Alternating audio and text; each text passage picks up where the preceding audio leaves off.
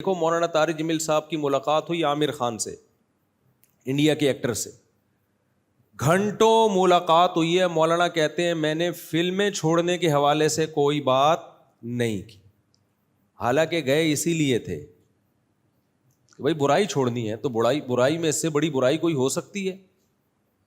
ناچ گانے اور جو کچھ فلموں میں ہوتا ہے.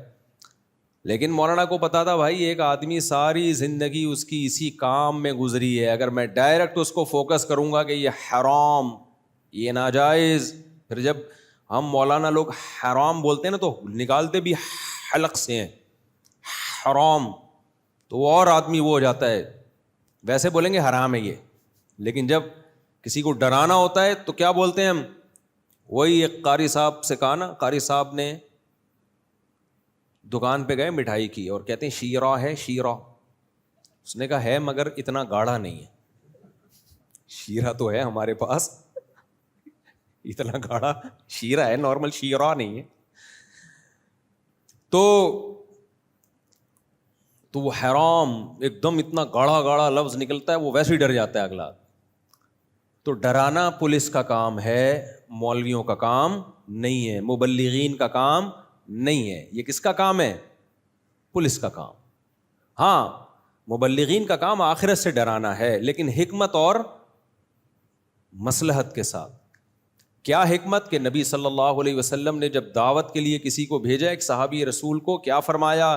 بشروا ولا تعسروا، لوگوں کو خوشخبریاں سنانا، تنگی میں مت ڈالنا. ایک دم جا کے نہیں یہ بتا دینا یہ کرنا حرام، یہ کر کے جہنم، یہ کر کے جہنم. وہ ڈر جائیں گے بھائی.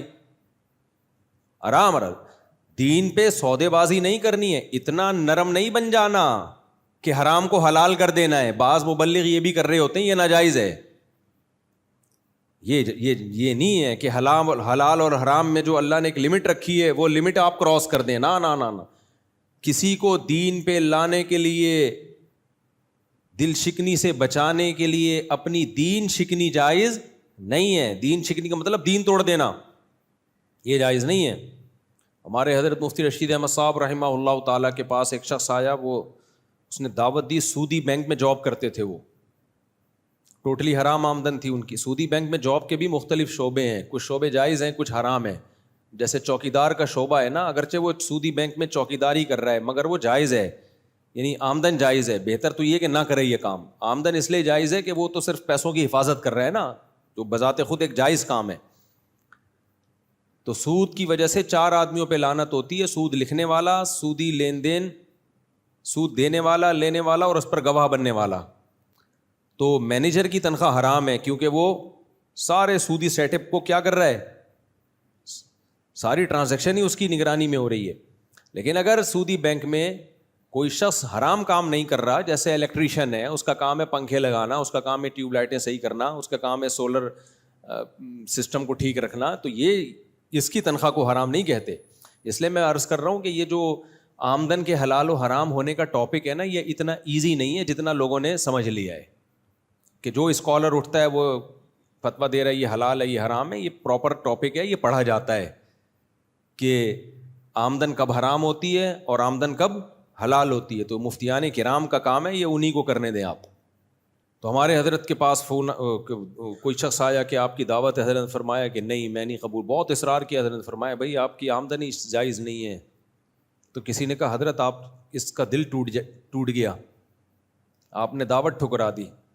تو حضرت نے فرمایا کسی کا دل جوڑنے کے لیے میں اپنا دین نہیں توڑ سکتا.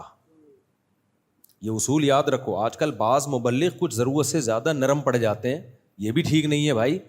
نہ اتنے کڑوے بنو کہ لوگ تھوک دیں، نہ اتنے میٹھے بنو کہ لوگ نگل لیں. یہ ہمارے والد صاحب کا ملفوظ ہے، اللہ ان کی مغفرت کرے. وہ کہتے تھے اعتدال ضروری ہے، نہ اتنے کڑوے کہ ہر وقت منہ سے نفرت ہی نکلتی ہے، ڈراتے ہی رہتے ہو یہ جہنم وہ جہنم، تو بھی جہنم میں جائے گا وہ بھی جہنم میں جائے گا.